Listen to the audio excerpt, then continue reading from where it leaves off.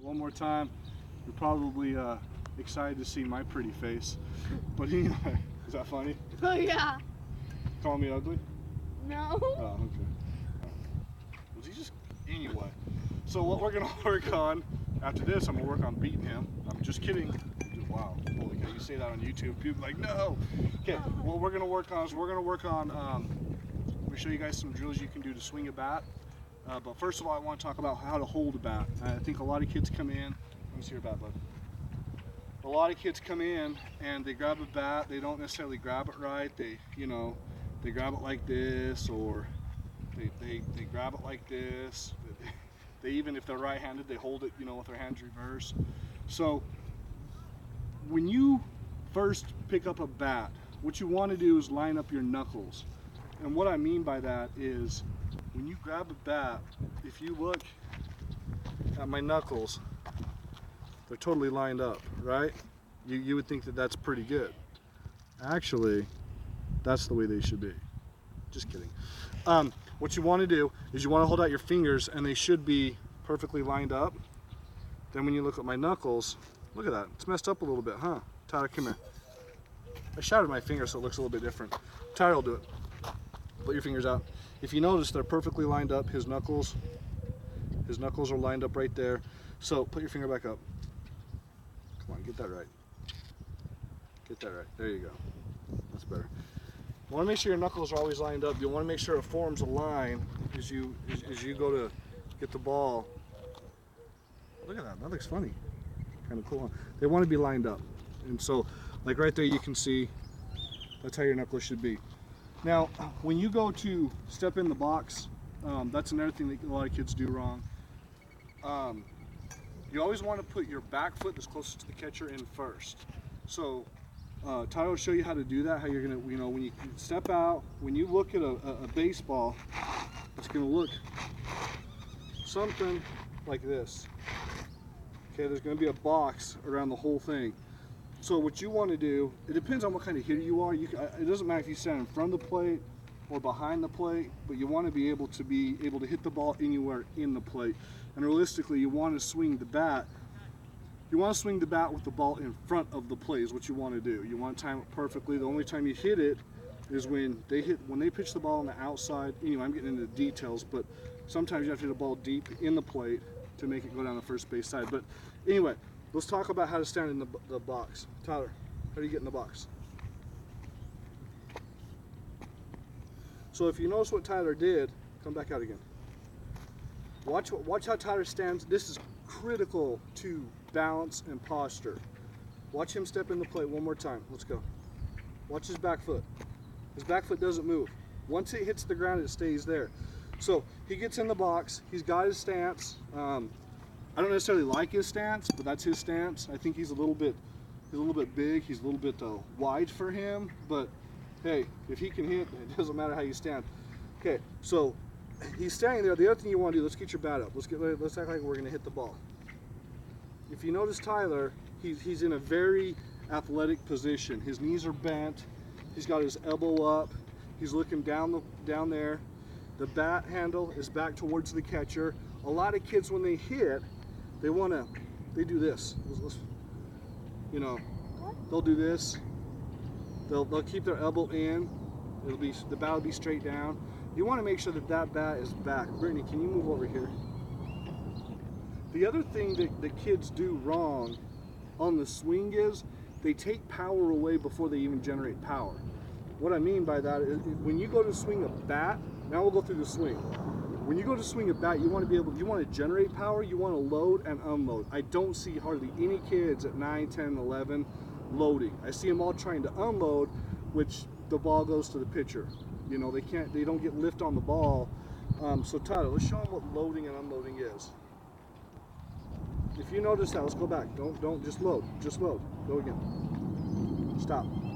If you notice what Tyler did, okay, go back. Watch his foot and watch the bat. Go again. What he's doing is that ball's coming, he gets his foot up and he brings his bat back just a little bit. He's loaded. Then he's gonna unload. So a drill that you can do for that, you can do it in front of the TV. You don't have to have a bat. Tyler will walk around the house and do it. It annoys the heck out of me. But you'll just sit in front of the TV and all you do is just this. Just get used to timing your foot with that bat going back. You know, a lot of kids, you know, we've got a kid on our team right now. I'm trying to correct that. What he wants to do is the ball will come and he'll move like this, but he moves his bat down a little bit while his foot goes forward. He's trying to time the bat with where the ball is. He's trying to club it. He's not swinging. And you know who you are, buddy, and I love you. You're one of my favorite kids, but you know, we got to correct that. You got to get back and then, you know, turn your hips and get that ball going. So that's one drill you can easily do just by yourself. Just time that bat going back with your foot going forward. Now we'll take a few swings and we'll show you the unload. Tyler doesn't hit specifically far, but he's working on his timing. He's working on his mechanics. The big thing with him is eye-hand coordination. I'll show you a drill to do that too in just a second. But we'll have Tyler take 4 or 5 swings right here to show you what it should look like. When you're hitting off a tee, one thing you want to do, I'll just point this out in case you buy a tee. You want to line up behind the tee. Imagine there's a line at the end of this tee.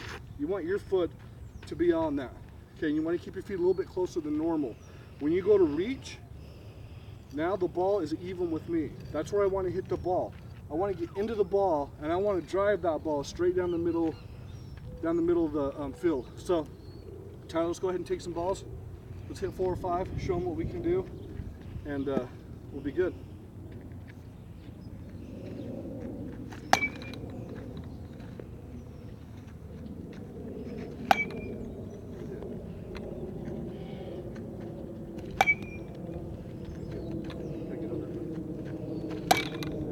Not that far over. So there you go.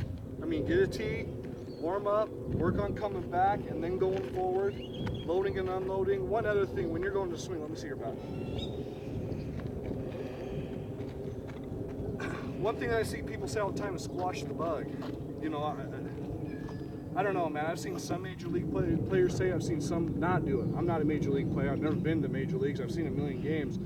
But when you go to swing, it's not necessarily squishing the bug per se, but you do got to twist your ankles in your. I guess squish the bug's the best thing. I just hate the analogy. So you're coming up, you go to swing, make sure you get forward, but make sure you can watch your kid's weight shift from here to here. When I'm going forward, all my weight's up here. I'm going to shift evenly and you'll see the weight go across my body. But when I'm done swinging, I should be perfectly balanced. My weight should be even. And that's one thing that kids don't do. So I'll take a swing just because it's fun. If I miss this, I blame my kids for not letting me practice enough. There you go. So now, Brittany's going to pause this. We'll come back in just a second. I'm going to show you how to do a drill to work on their eye-hand coordination, soft tossing. It's a great drill. We'll be right back. All right, so what we're going to do, baseball's all about repetition, eye-hand coordination, and repetition. Anybody that's ever played this sport, even for a year, understands you got to have good eye-hand coordination, and you got to do the same thing over and over and over and over and over again. So hopefully insanity doesn't take over and you stick with it. So what we're going to work on right now is we're going to do a speed toss drill to work on him. What he's working on specifically for Tyler is he's working on his wrist. One thing I didn't go over is wrist placement when you're hitting a ball. I just wanted you guys to get comfortable with swinging a bat, and then we can do more advanced things on, you know, where to put your wrist, on how to place the ball where you want it to go. But for right now, you're going to see Tyler's going to move his wrist in, out. But you'll notice that these balls are coming fast, and they're just going to come one after another after another. Probably going to have him hit about 15 or 20 to show you this. It's something you can do at home. The more balls you have, the better. I've got this bucket. I've got 4 other buckets. I've got about 150 balls. So I'm only going to use these ones for right now, just for this drill. We'll do about 10 of them, and we'll take it from there.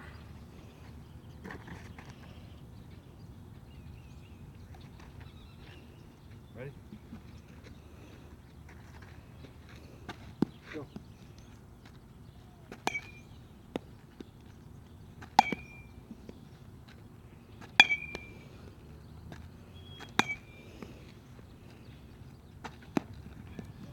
Go.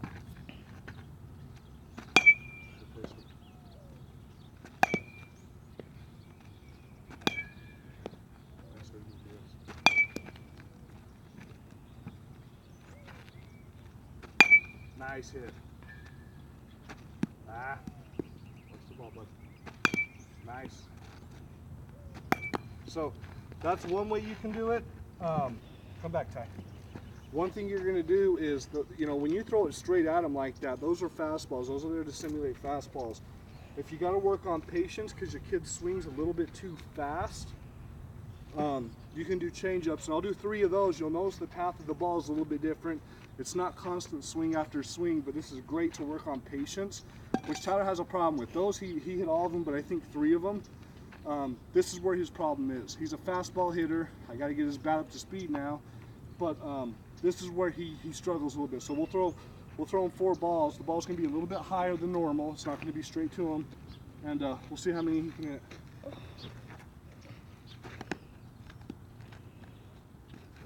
Wait for it.